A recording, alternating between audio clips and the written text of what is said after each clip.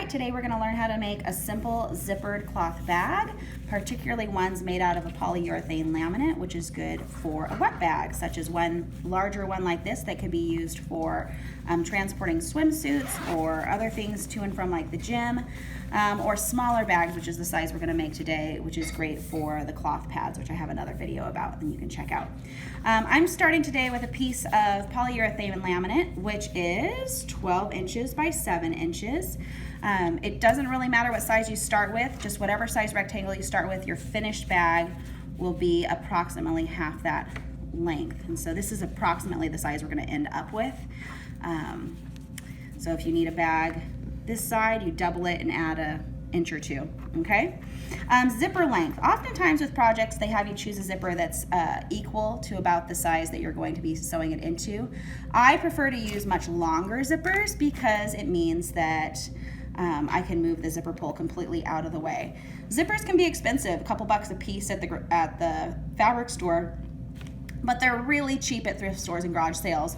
Oftentimes at a thrift store you can get a whole grab bag of them for only $1 or $2. I did that a couple times and have not bought another zipper for literally years. So I found this zipper. It's a close enough match to what I want to use it for. It's nice and big, so this is the zipper I'm going to use, and let's go upstairs and figure out how to make this. All right, we're going to start with the short edge of our rectangle of fabric, looking at the right side of our fabric, and the right side of our zipper is going to go against the right side of the fabric. Now you'll notice that I am allowing the zipper to be significantly longer and go right off the edge of my fabric. I'm going to put my needle in the left-hand position so I can get as close to that zipper as I'm able to right now. You can use a zipper foot, but I've just found it's not necessary to get quite that close. It's not that big of a deal. Stitch from one end to the other. Back stitching is not necessary at this point. Take it out. Flip your zipper up, and what we've got is our fabric attached. I like to actually maybe push my fabric up so it kind of meets the teeth of or just below the teeth of the zipper. And get it in there again. This time I'm going to put my needle in the right hand position. And I'm going to top stitch that down. This is a short enough little section that I'm working with that I really just eyeball everything. There's nothing to pin. The PUL, polyurethane laminate, is sturdy enough to, you don't need to really do much pressing or anything like that. It kind of stays put where you want it. So we end up with the bottom edge. Now I'm going to bring my fabric up to meet the other edge of the zipper. Now you do want to make sure that the edge of the fabrics are meeting each other. We don't want it to be cattywampus. But get those two meeting. Get that under your presser foot. Adjust your needle position so that, again, the needle is closest to the teeth of the zipper. And just run right along that edge. I'm allowing the edge of the presser foot to run along the edge of the teeth of the zipper because the teeth of the zipper create a nice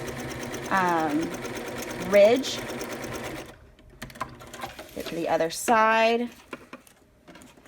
Now this is where it is useful that you have such a long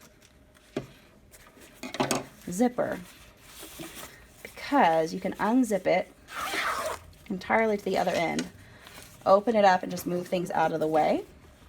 Now I'm going to flip this up and allow there to be a lip in my fabric here, and this is the flap that will cover the zipper in the finished bag. Okay, so I'm going to stitch right over that, trying to keep the depth of that lip even from top to bottom. Again, having that needle position, whichever side is closest to my zipper.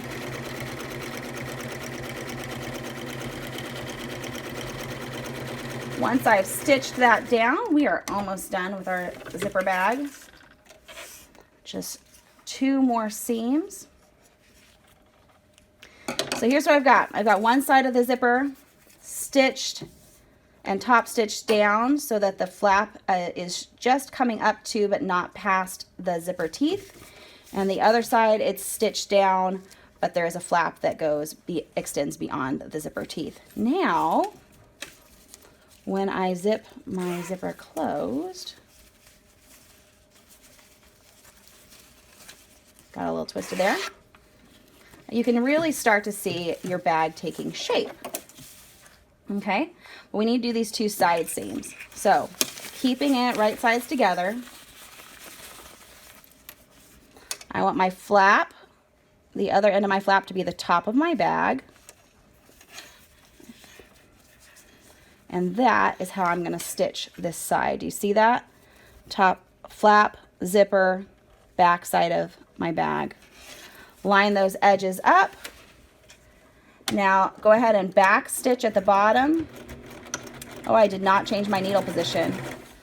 We're still on the left side, so it's probably a thicker seam than is necessary. When you get to the zipper, go ahead and slow down, depending on whether you used a metal zipper, a big fat zipper, or a short one. That's an easy spot for you to accidentally break your needle, is when it's going over the thickness of the zipper. So I like to slow down and just manually feed it through the machine there.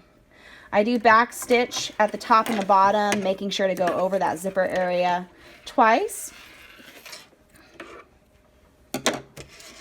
Now I need to move my zipper pull down inside my bag, and then I will just make sure everything is laying nice and flat. Make sure my 2 pieces of the zipper are laying next to each other. And go ahead and stitch the opposite side. Remembering to back stitch at the front and the end of your seam. Trim your threads, cut off your extra zipper pull. I like to cut a slight angle at my corners to kind of reduce some of the bulk, but don't cut as far as accidentally cutting into your stitching. Okay?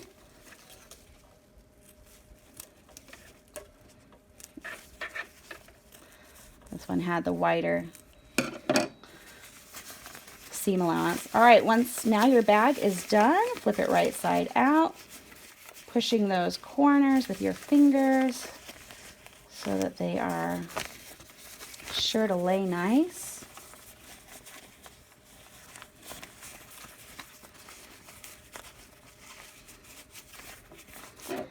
And you've got a cute little zipper bag here. You can see that flap in place. You've got your concealed zipper on the inside. You could probably fit 2 or 3 cloth pads in there, or a couple of baby wipes, whatever it is that you're needing. You can make some as snack baggies, reusable snack baggies, whatever you need. This is a great use of leftover polyurethane laminate scraps, and if you've got a big bag of cheap zippers you picked up at a thrift store or garage sale. All right, thanks for watching.